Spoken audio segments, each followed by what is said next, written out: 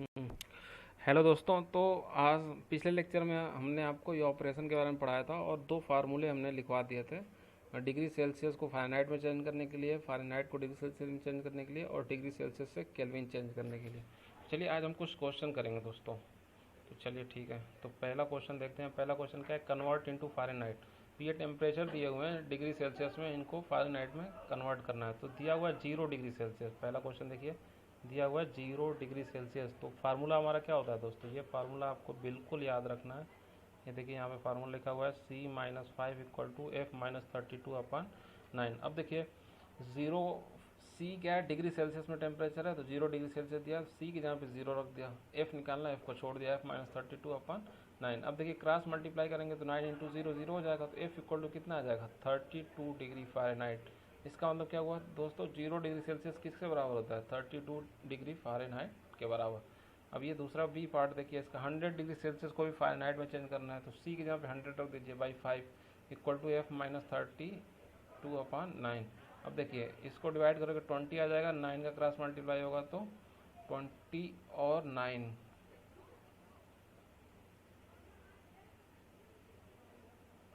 हाँ 20 और 9 कितना हो जाएगा दोस्तों, 180। और 180 में 32 ऐड कर देंगे तो कितना आ जाएगा, 212। तो इसका मतलब क्या हुआ दोस्तों, जो 100 डिग्री सेल्सियस वो किसके बराबर है, 212 डिग्री फ़ारेनहाइट, 212 डिग्री फ़ारेनहाइट। तो ये फार्मूला आप लोग हमेशा यूज़ करेंगे। डिग्री से फ़ारेनहाइट का है तो भी यही यूज़ करेंगे, फ़ारेनहाइट से डिग्री बनाना हो तो ये भी। तो यहाँ पे हम लोग जो कहते थे ना, आइस का जो मेल्टिंग पॉइंट 0 डिग्री सेल्सियस है, तो उसको ये भी बोल सकते हैं फ़ारेनहाइट में कि 32 डिग्री फ़ारेनहाइट है। और वाटर का बॉइलिंग पॉइंट होता है 100 डिग्री सेल्सियस, तो उसको ये भी बोल सकते हैं कि 212 degree Fahrenheit.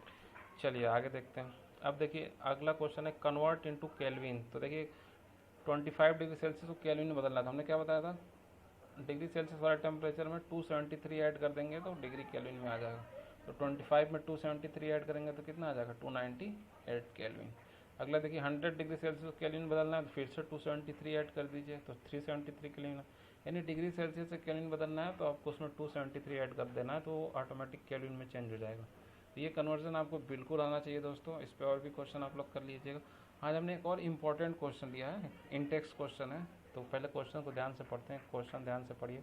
How does the water kept in an earthen pot matka becomes cool during a summer. देखे होंगे आप लोग, कई लोग के अभी भी घरों में होगा, मटके में पानी रखते हैं हम लोग गर्मियों में, ठीक है, घड़ा बोलते हैं इधर। उसमें पानी ठंडा रहता है, तो उसका रीज़न पूछ रहा है। तो देखिए उसका रीज़न क्या होता है दोस्तों, मटका जो होता है उस मिट्टी का बना होता है, तो उसमें पोर्स होते हैं। पोर्स मतलब होल, छोटे छोटे होल होते हैं जो ऐसे हमें दिखाई नहीं देते। तो क्या होता है दोस्तों, जो वाटर उसमें से, एटमॉस्फेयर तो ज़्यादा टेम्परेचर पर रहेगा, तो मटके का जो पानी है कुछ मतलब वाटर के पार्टिकल इवापरेट होंगे उस पोर्स के थ्रू जो होल है। लेकिन वो इवापरेशन होने के लिए हीट की ज़रूरत होती है, तो वो हीट वो कहाँ से लेंगे, उसी मटके से। यानी मटके में जो वाटर है उसी से हीट लेके इवापरेट हो जाएंगे, यानी कि उसका हीट वो इवापरेट होने में यूज़ हो गया।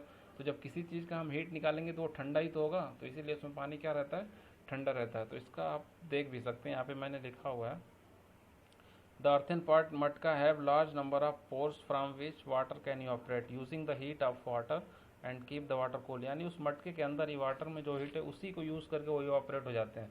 तो जब अंदर का हीट कम होगा तो वो ऑटोमेटिक क्या हो जाएगा, कूल हो जाएगा। तो दोस्तों यही रीज़न है। तो दोस्तों यार ये था, और इस जो कुछ और क्वेश्चन हम अगले लेक्चर में कराएंगे, फिर ये चैप्टर ख़त्म होगा। इसके बाद नेक्स्ट चैप्टर पढ़ाएंगे दोस्तों।